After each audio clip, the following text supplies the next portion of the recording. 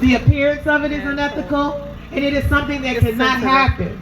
It has gone on, but we're here to say that it needs to stop.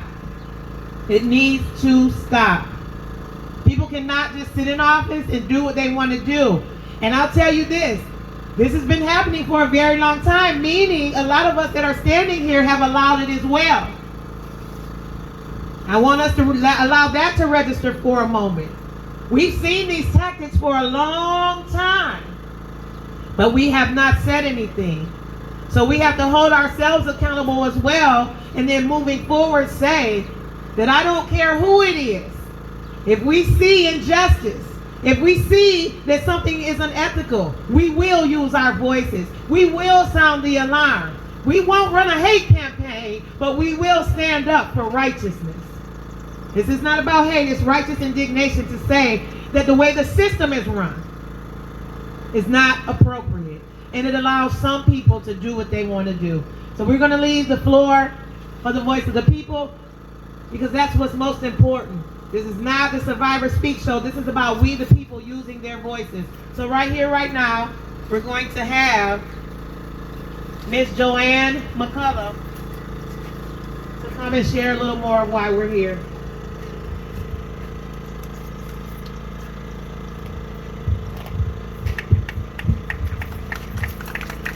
Thank you. Yes, I'm Joanne McCullum. I've lived in Ypsilanti Township for over 25 years. I love living here. I am very active in the community. I love helping people. Makes me feel good. I love justice and fairness. I think that makes a better quality of life.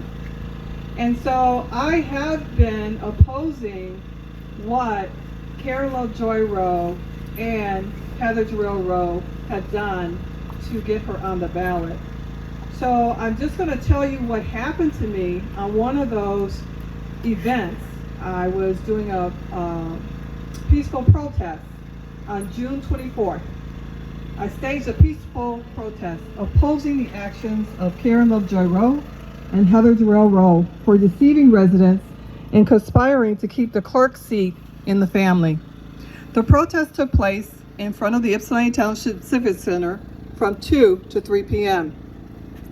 At 3 p.m., I, along with 3 other township residents, attempted to enter the Civic Center in order to attend the tabulator testing meeting, which was being held by the Township Clerk's office. When we reached the outer doors, an Ypsilanti Township employee aggressively blocked the entrance and stated, "I was hoping this wouldn't happen."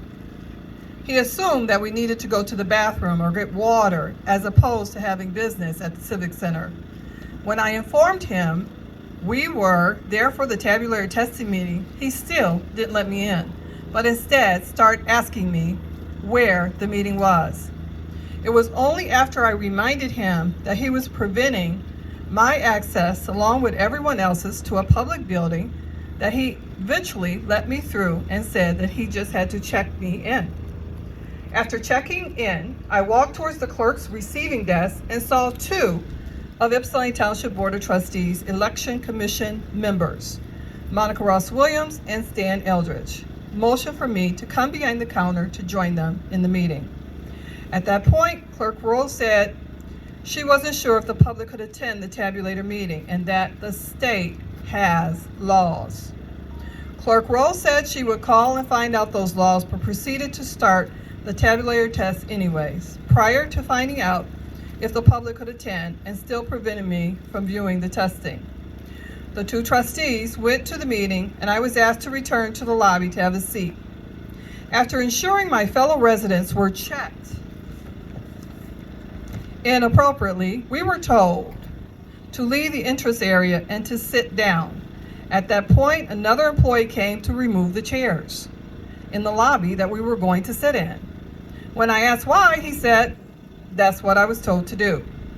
Because the chairs were taken away, there was nowhere for us to sit in the lobby. So an Ypsilanti Township employee told us we'd have to sit in a separate hallway. He said that we had to spread out because of social distancing rules. However, there was plenty of space in front of the clerk's office and counter to spread chairs out and socially distance. I strongly believe we were moved to a separate hallway to prevent us from seeing or hearing what was happening in the clerk's office pertaining to the tabulator meeting. Roughly 20 minutes later, I and another resident walked back over to the clerk's desk to specifically speak with Clerk Rowe regarding any updates about the meeting, and I was told by an employee that she was still looking into it. At the time, I saw Clerk Rowe put her hands behind her head and lean back in her chair. She wasn't on her phone, nor was she doing anything on her computer. I have this on video. After waiting a little while longer, I realized that the clerk was not going to let me in, and we left. From the moment I entered the Civic Center to the moment I left, I was not respected as a resident and concerned voter. I am completely disappointed in the actions of both township employees who first attempted to prevent me from entering the Civic Center and then removed the chairs from the lobby area so that we could not hear or see what was happening. I am disappointed and appalled by the clerk and her office being unprepared and unorganized when it came to the testing of the tabulators, which is the machine that reads ballots after they are filled out by each voter on election day. It's one of the most important aspects of each election. The clerk said that the public doesn't usually attend, but that doesn't mean that it's illegal for the public to attend, as she made it appear to seem. The clerk said there are laws, but she did not seem to know what these laws were. Clerk Rowe has been clerk for 12 years. It is her job and duty to know each election law. Very clearly, she doesn't. This is not the first error Clerk Rowe has made during this election cycle. Previously, she has certified someone to be on the August 4th primary who is not registered to vote, one of the qualifications needed in order to run for office.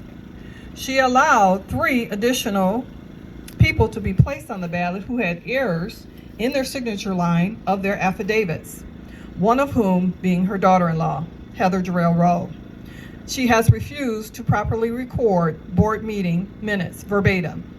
When asked, she would not add an available transcribed version of trustee board meeting minutes, even though the board requested her to do so. She has shown that she is incapable of even the most basic functions of her job. She has shown that she does not respect residents and voters.